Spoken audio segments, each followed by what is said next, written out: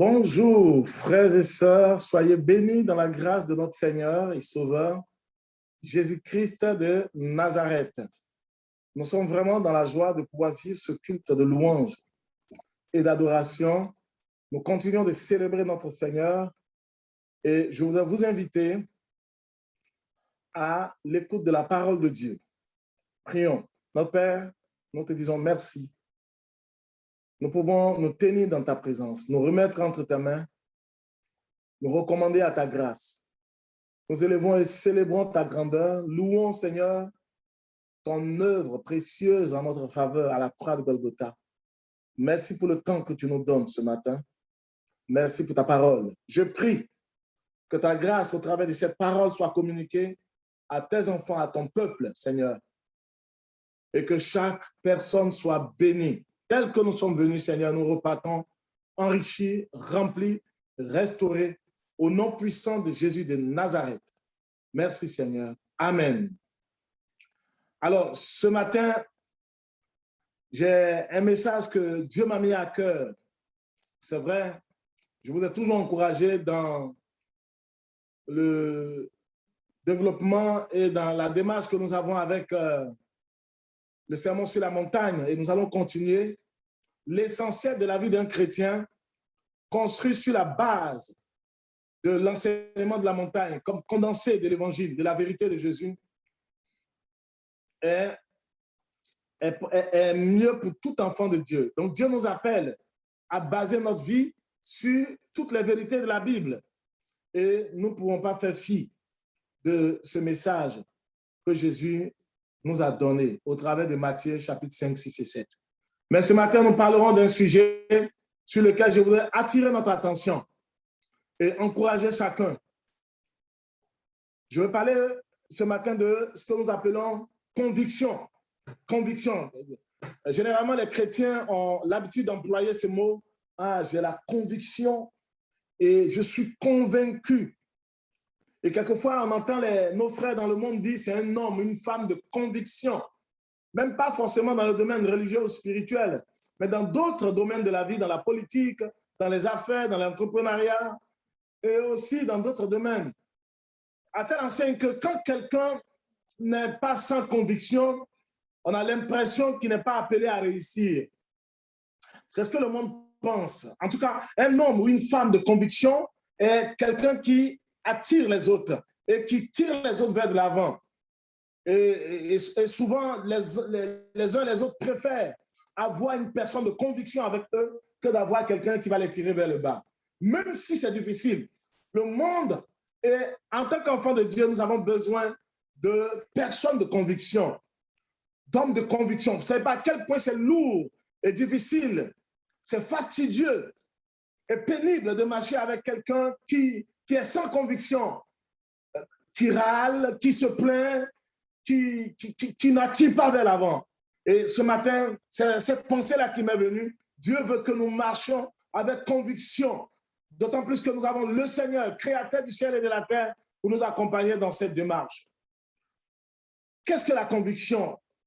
Nous suivons le dictionnaire Robert qui nous dit ceci, qu'elle est une certitude donc fondée sur des preuves évidentes. Ça, c'est selon le dictionnaire Robert. C'est un terme qui est souvent employé, qui peut être employé pour définir donc une croyance absolue. Quand on parle de croyance absolue, ce n'est pas forcément la foi biblique dans un premier temps. La croyance, c'est ce à quoi on s'attache au-delà de l'aspect physique, que ça peut être culturel, social, personnel. Ainsi donc, la conviction peut être aussi définie comme la certitude de l'esprit qui est fondée sur des preuves jugées donc suffisantes. En un mot, celui qui est convaincu, il sait que ce qu'il a au fond de lui est réalisable, c'est possible. On peut dire conviction égale possibilité. On peut dire conviction égale réalisation. On peut dire conviction égale accomplissement. On peut dire que conviction égale succès. Donc la conviction, c'est la possibilité dans ce en quoi on croit, dans ce qu'on a au fond de soi. Cependant, il y a lieu de lever quand même l'équivoque entre la foi et la conviction. Alors que la foi, nous dit la parole de Dieu dans Romains chapitre 10, verset 17, ainsi la foi vient de ce que l'on entend et ce qu'on entend vient de la parole de Christ. Donc vient de la parole de Dieu. Romains chapitre 10, verset 17. La foi n'existe pas en dehors de la parole de Dieu. Hébreu nous dit c'est une ferme assurance des choses qu'on espère, une démonstration de celles qu'on ne voit pas. On démontre ce qu'on ne voit pas. On est dedans. Ça se manifeste. Même si on est seul, c'est une réalité inébranlable pour nous. Elle peut agir même dans le monde réel. Mais la conviction, elle, quant à elle, participe à l'identité, c'est-à-dire à l'être intérieur de la personne. Donc la personne peut être une personne individuelle ou sociale. Il peut s'agir de quelqu'un de façon personnelle ou d'un ensemble de personnes d'une société donnée. Si la conviction, elle est mauvaise, la conviction est malsaine, elle peut pousser à des dégâts dans notre société. Il y a des personnes qui ont des convictions contre d'autres groupes de personnes ou bien qui ont des convictions sur telle ou telle façon d'agir. Et si cela va à l'échelle d'une société, d'un pays contre d'autres pays, contre d'autres personnes, ça peut amener des dégâts. Donc, nous savons que les différentes guerres, les problèmes que le monde a connus, beaucoup de choses, difficultés, sont parties de certaines convictions, des convictions que des personnes animées d'un esprit malsain ont eu et donc ont entraîné tout un pays du monde et ainsi de suite. Donc, il est important que nous ayons des convictions. Je nous encourage à avoir des convictions, mais une conviction ne naît pas comme ça. Pour nous, les enfants de Dieu, pour les chrétiens, notre conviction doit être absolument, nécessairement, doit être rattachée à la parole de Dieu. Notre conviction doit être rattachée à la Bible, à ce que la Bible dit. C'est-à-dire quoi? C'est-à-dire, comme on a défini tout à l'heure, la conviction étant fondée sur des preuves évidentes.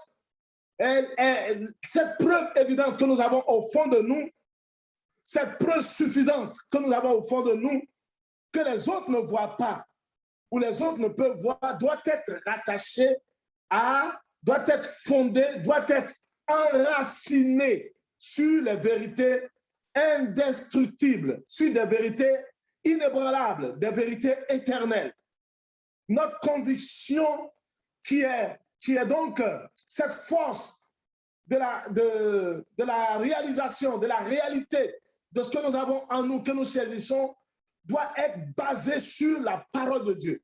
Je vous invite avec moi à lire Romains chapitre 14, versets 22 à 23.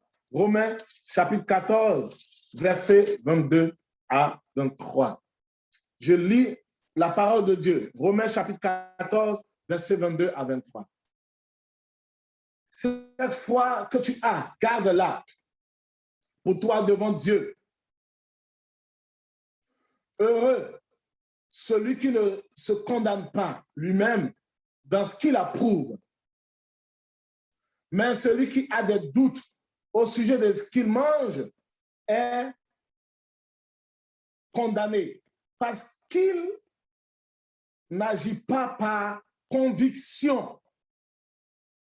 Tout ce qui n'est pas le produit d'une conviction est péché.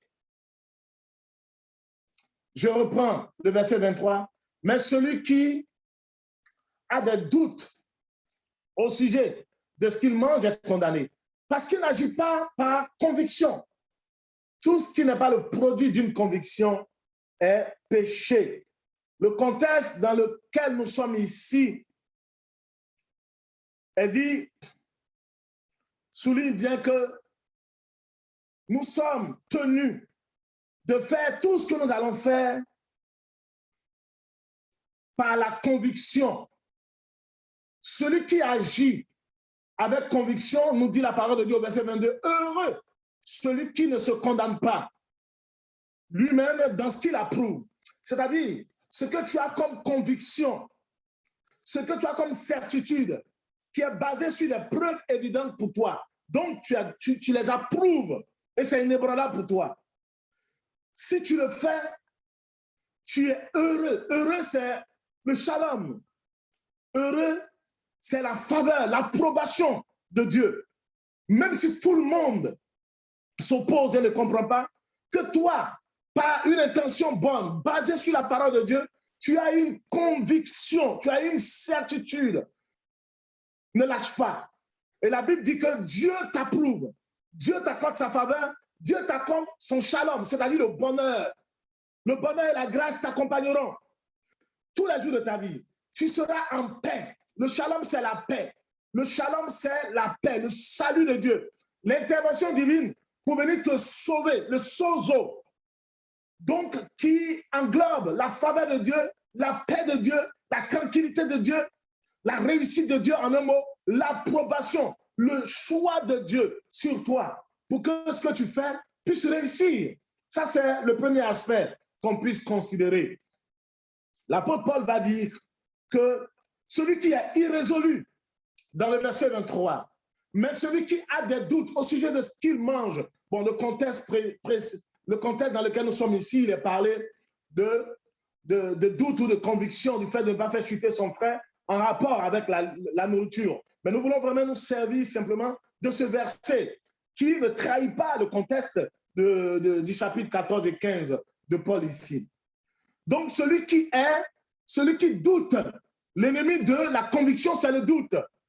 Le doute est inévitablement l'ennemi de la foi, mais il est aussi l'ennemi de la conviction. Donc, celui qui est irrésolu, celui qui est sans conviction, celui qui est dans le doute, celui-là, il tombe dans l'hésitation.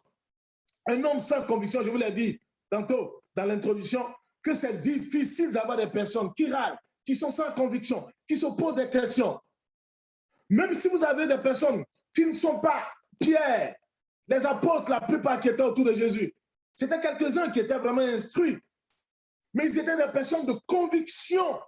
Ils étaient sûrs et certains que Jésus est venu leur donner la vérité, l'évangile, la parole libérée. Et ils s'étaient attachés à Jésus par conviction. Il est quelquefois important d'être un homme et une femme de conviction pour vos vies personnelles, pour ce que vous devez faire. Mais je l'ai dit que notre conviction doit être basée sur Dieu. Donc, l'apôtre Paul dit ici que celui qui est sans conviction, il est lui-même condamné. Il est lui-même condamné. Le mot condamné, ça dit le mot, c'est quelqu'un qui est dans la défaite, qui est sous la condamnation, qui est dans la défaite, qui est sous le poids du jugement. Vous allez me parler de malédiction. La Bible dit que nous sommes libérés, affranchis. Celui qui est en Christ est une nouvelle créature. Les choses anciennes n'existent plus. Ça n'exclut pas les épreuves, les difficultés. Mais tu ne veux pas retirer de ta tête, de ta pensée et de ta conviction. Tu ne veux pas retirer de ce que tu as comme certitude. Les problèmes, les luttes, tu ne fais que voir. C'est ce que tu vois, ce que tu as au fond de toi et que tu peux mettre comme image dans ta vie, dans les sphères de ta vie, qui sera une conviction. Que ta conviction soit basée sur la parole de Dieu qui dit que Jésus-Christ nous a réellement affranchis et que tu prends les promesses par la suite et tu les déclares. Tu les verras s'accomplir. L'apôtre Paul dit ici que celui qui est dans le doute, dans l'hésitation, est irrésolu. Celui-là, il rate sa cible. Il tombe dans le péché. Car son attitude ne découle pas de la foi. Son attitude n'émane pas de la foi. Une personne est sans conviction est une personne invivable. Je préfère que nous ayons un leader, une image, un père ou une mère, en tout cas un aîné, avec conviction, même si la personne a des difficultés, une personne sans conviction, avec conviction, c'est sûr que cette personne ne nous lâchera pas. C'est sûr que cette personne aussi ne va pas abandonner. C'est sûr qu'avec la conviction, coûte que coûte, quoi qu'il en soit, on va y arriver. Je vous exhorte, frères et sœurs, à avoir des convictions. C'est d'ailleurs nécessaire si nous voulons aller loin avec Dieu, si nous voulons faire des exploits. Dans le psaume 60, verset 14, il est dit, avec Dieu, nous ferons des exploits. Il écrasera nos ennemis, il nous donnera la victoire. Mais avant de faire ces exploits, il faut que nous soyons animés d'une assurance. La conviction au fond de nous nous lance vers la dimension de la foi. Oui. Mais nous pouvons nous poser une question concernant la conviction. Et les questions sont les suivantes. Qu'est-ce qui motive votre conviction? On a dit tout à l'heure que notre conviction doit être basée sur la parole de Dieu. Ah, j'ai la conviction que... Mais qu'est-ce qui motive ta conviction? Quelle est la source de ta conviction? Dieu? Ou tes désirs de réussir, de te comparer aux autres, tes désirs de bien paraître, de recevoir l'admiration, de recevoir les compliments des autres, ou qu'on te voie comme une personne, ou une femme ou un homme qui a réussi. En tout cas, la recherche de la satisfaction personnelle. Ta conviction est-elle basée sur tes envies, tes passions? Comme Jacques le dit, quelquefois, nos prières sont suspendues et bloquées parce que nos désirs, nos motivations, nos passions ne sont pas forcément selon la volonté de Dieu, basée sur la parole de Dieu. Je vous assure, c'est Blaise Pascal qui dit « Rien de grand ne s'est fait dans l'histoire sans passion ». Mais quand on a une conviction, on a une conviction, on est un homme, une femme de conviction, on est passionné. On n'attend pas qu'on allume, quelqu'un d'autre allume la flamme ou vient nous encourager. On peut être abattu, fatigué, épuisé même physiquement ou même atteint quelquefois psychologiquement. Mais notre conviction est inébranlable. J'aime ça. Soyez des hommes et des femmes de conviction. Quelquefois, je vois des hommes et des femmes de conviction dans le monde ou même dans le Seigneur. Quelquefois, ils sont dans l'erreur, mais ils sont dans leur conviction. Ils disent, Dieu m'a parlé, puis il s'en va. Il s'est saisi de sa conviction. Il faut admirer ces personnes. Le jour où ils seront éduqués, ils seront corrigés et qu'ils seront dans la bonne voie, ils feront des exploits avec le Seigneur. Je vous encourage à être des hommes et des femmes. Vous ne pouvez pas mener une vie de couple, une vie personnelle, une vie chrétienne, une vie dans le monde de travail, une vie ordinaire, familiale, sociale, une vie dans tout ce que vous faites sans conviction. Ce n'est pas possible. Une vie sans conviction est une vie fade, est une vie triste, est une vie quelquefois amère, parce qu'on est frustré. On n'a pas les réponses, on n'a pas les résultats de ce qu'on attend. Une vie sans conviction est une vie difficile. On n'a pas besoin de voir des choses, de renouveler des choses. Mais quand on a une conviction qu'on nourrit et qu'elle est basée, ressourcée par la puissance du Saint-Esprit, au travers de la parole de Dieu, en Jésus-Christ de Nazareth, frères et sœurs, on est épanoui, quelles que soient les circonstances et les temps, même dans les épreuves. Parce que ta conviction, tu la saisis, tu ne la lâches pas, sur la base de la parole de Dieu. J'ai envie de te poser une question ce matin. Quelle est ta conviction dans ta vie professionnelle? Quelle est ta conviction pour ton avenir? Quelle est ta conviction pour tes projets à venir? Quelle est ta conviction pour ta vie à venir, tes affaires, tes entreprises? Quelle est ta conviction? Aie de grandes convictions. Quelqu'un me disait, en l'occurrence, mon épouse, elle me dit qu'il est mieux d'avoir de grands objectifs, par Dieu, bien sûr, par Dieu. Et si ça prend du temps, tôt ou tard, soit tu l'accomplis, en tout cas, soit le canevas est lancé et ceux qui te suivent l'accompliront. Oui, je vous encourage, frères et sœurs, à avoir des convictions, mais rattachées à la vérité de la Bible, à la parole de Dieu. Jacques chapitre 1, verset 3. L'épreuve de la foi produit la patience. Pourquoi notre conviction doit être basée sur la Bible, sur les vérités de la parole de Dieu? Parce qu'il y a l'épreuve de la mauvaise conviction. L'épreuve de la conviction qui n'est pas bonne. Une conviction peut être basée sur une intention mauvaise. Et il y a l'épreuve, il y a toujours l'épreuve d'une conviction. Si elle est mauvaise, elle produit autant l'épreuve de la foi. Produit selon Jacques chapitre 1, verset 3. La patience, c'est-à-dire qu'on attend notre foi, on attend ce qu'on a comme assurance ferme et elle se réalisera certainement car Dieu ne ment pas. Autant si nous avons la conviction bonne, à l'épreuve de la conviction, Dieu permettra que même ceux qui ne te comprennent pas, ceux qui seront des problèmes à la réalisation de ta conviction, soient écartés quelquefois. Ou bien que toi-même tu sois épuré, tu sois nettoyé, ou bien que toi-même tu sois libéré de toute chose qui va vouloir entraver ou salir la réalisation de la conviction. Mais quand l'épreuve de la conviction arrive et que la conviction est mauvaise, elle produit quoi? La frustration. Elle produit la déception. Elle produit le découragement. Elle produit l'abattement. Elle produit la colère.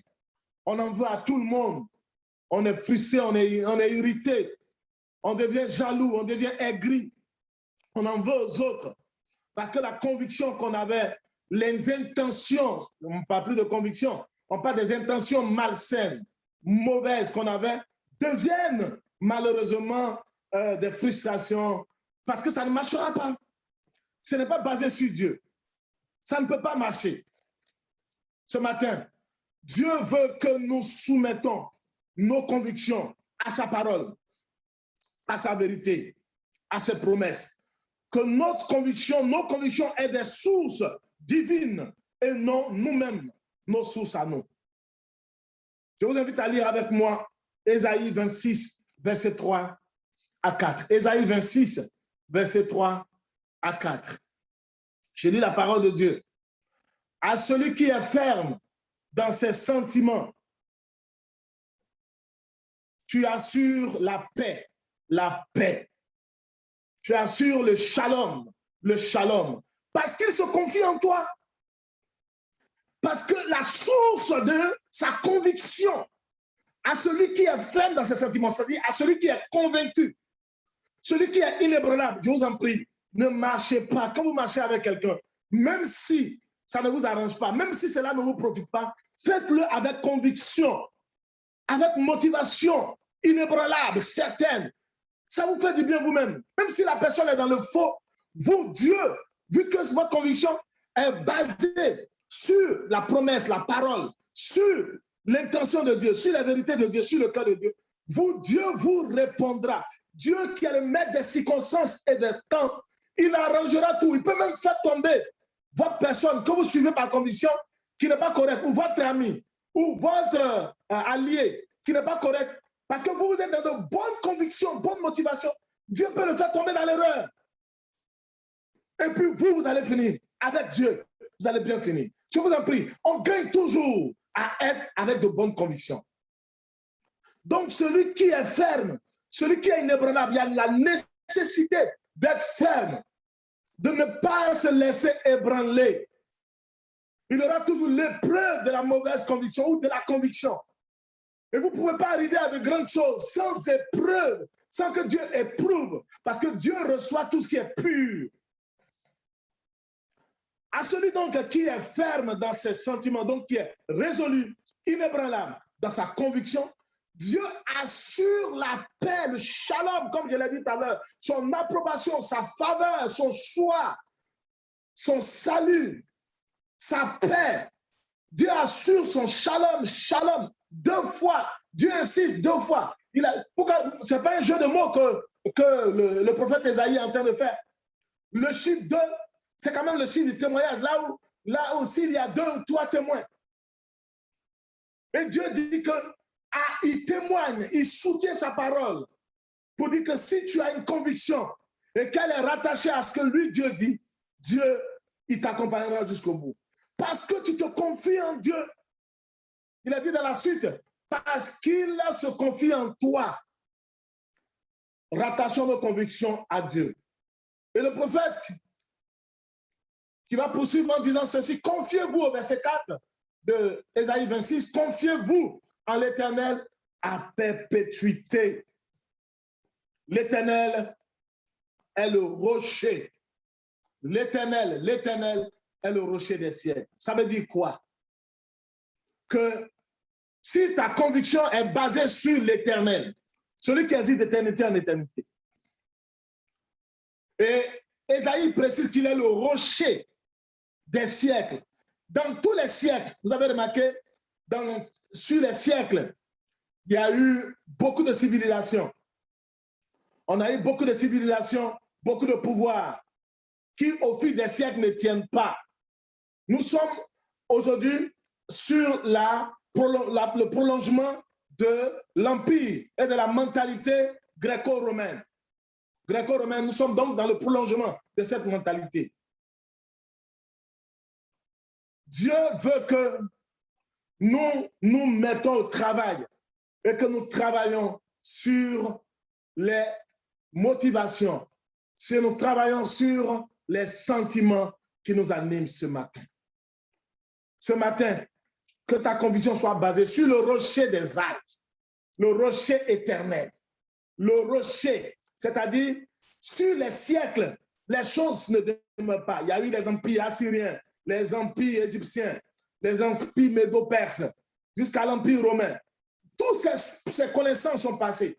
Ce qui est resté, Dieu dit, le rocher qui veille éternellement, qui est au-dessus de tout, qui constitue le rocher de tout ce qui doit être sur la terre et dans le spirituel comme dans le physique, c'est l'éternel. Si tu bats ta conviction sur l'éternel, ce que tu as comme conviction demeurera au nom de Jésus de Nazareth.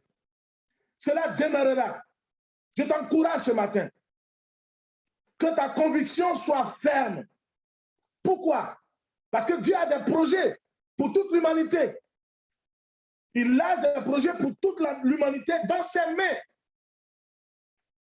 Et en tant que rocher, il assure la réussite de tous les projets des hommes dans l'éternité. Le projet des hommes dans l'éternité, quel que soit le nombre des millénaires ou les siècles, jusque dans l'éternité, se repose sur Dieu. Si toi, tu as une conviction basée sur Dieu, frère, sœur, elle s'accomplira. Certainement. Si ta conviction tire sa source de Dieu, de Jésus-Christ de Nazareth, de la pierre angulaire, elle ne pourra qu'aboutir au nom de Jésus de Nazareth. Voyons un exemple de comment doit naître notre conviction, une conviction pure.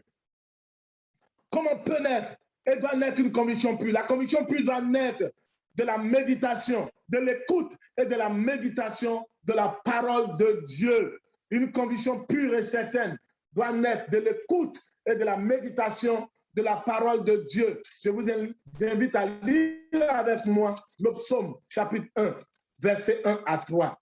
Heureux, psaume chapitre 1, verset 1 à 3. Nous lisons ensemble. Heureux l'homme qui ne marche pas selon le conseil des méchants.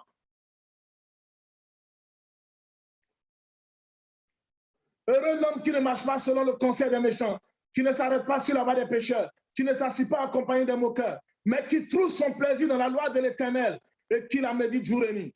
Cet homme-là, il est comme un arbre planté près d'un courant d'eau, qui donne son fruit en sa saison et dont le feuillage ne se flétrit point. Tout ce qu'il fait lui réussit. Ce matin, Dieu décrète ta réussite parce que ta conviction est basée sur lui. Notre conviction doit naître d'un désir d'obéir à Dieu, d'obéir au plan de Dieu et non à nos projets à nous. Selon Proverbe chapitre 19, verset 21, vous aurez l'occasion de le lire. Et notre conviction doit également naître de la pensée divine. C'est-à-dire, à force de méditer, lire la parole de Dieu, de prier, de chercher la volonté de Dieu, il y a une pensée, une petite pensée, un mot, ou une lettre, ou une pensée, ou une action divine vient dans ton cœur. Tu reçois cette pensée. Accroche-toi à ça. Accroche-toi à cette pensée. Reçois cette pensée. Elle va s'accomplir. C'est une conviction qu'il faut allumer, qu'il faut garder discrète. Notre conviction peut naître d'un rêve, d'une révélation, d'un songe. Je ne parle pas d'un rêve égoïste et personnel, mais je parle d'un songe. Joseph, dans Genèse 37, verset 5 à 11, a eu un songe. Il a eu un songe, ses frères n'ont pas cru, mais il avait une conviction. Son père l'a gardé précieusement. Martin Luther King, il dit, I have a dream. C'est vrai, on peut dire tout ce qu'on veut de lui, mais il a eu une conviction. Il dit, I have a dream, j'ai eu un rêve. Et c'est tellement une pensée qu'il a reçue pour dire qu'il aurait un changement pour l'Amérique. Nous le voyons, c'est un match, ce n'est pas encore totalement accompli, mais Dieu est à l'œuvre. Une vie sans conviction, comme je l'ai dit, est une vie qui est triste, de dépression. Une vie fade. Ce matin, Dieu veut que tu aies des convictions, oui. Mais il faut travailler, il faut œuvrer Il faut maintenant soit étudier, il faut prier, il faut mettre des stratégies en place. Humainement parlant, mais en comptant sur Dieu. Ne fais pas des stratégies d'intelligence humaine seulement, mais en comptant sur Dieu. Dieu t'inspirera les stratégies, l'organisation, et Dieu pourra, il donnera la provision pour pouvoir réussir la conviction que tu as au fond de toi. Et nous devons compter sur Jésus-Christ pour le projet qui est rattaché à l'accomplissement de notre conviction. Comme sur Jésus-Christ qui est le rocher éternel, le rocher des siècles. Comptons sur le rocher des siècles. Et une chose que Joseph n'a pas eue, il n'est pas resté discret. Quelquefois, quand vous avez des convictions solides, énormes, rattachées à l'appel de Dieu pour votre vie, rattachées à votre projet personnel, rattachées au bonheur de votre vie, de votre famille, de vos enfants, quelquefois, la discrétion s'impose. Ce n'est pas parce qu'on a peur des frères et des sœurs. Dieu le demande pour s'éviter des épreuves inutiles et ne pas faire rendre les autres aussi jaloux. Soyez des hommes et des femmes de conviction. Je prie ce matin que la conviction de Dieu s'empare de vous, la force de Dieu s'empare de vous, la détermination divine s'empare de vous. Et que frère, sœur, tu sois une femme, un homme de conviction. Si tu n'as pas encore reçu une conviction venant de la part de Dieu, pour ta vie personnelle, pour ton avenir, pour tes projets, pour ta relation avec Dieu, pour ta vie de couple, pour tout ce que tu as, que tu souhaites, désires, dis à Dieu de te donner la conviction. Seigneur, nous prions ce matin que tu nous rendes plus de conviction, tu nous donnes d'être des hommes, des femmes inébranlables, des hommes capables, soutenus par la parole de Dieu, soutenus par le Saint-Esprit, à marcher dans la conviction. Merci Seigneur. Je proclame la réalisation de la conviction que tu as donnée à chacun de nous, à ma vie, à ma maison, à ton église, parole de vie. Église baptiste, parole de vie d'ici les Moulineaux. À chaque membre de l'église, que vos convictions se réalisent dès ce matin. En écoutant ce message, je proclame la réalisation de la conviction divine sur ta vie. Ainsi soit-il. Soyez bénis au nom de Jésus et que la victoire de Dieu nous accompagne. Nous avons proclamé ces paroles au nom de Jésus. Amen. Amen. Et amen. Que Dieu vous bénisse. Bon dimanche et bon culte. Merci Seigneur.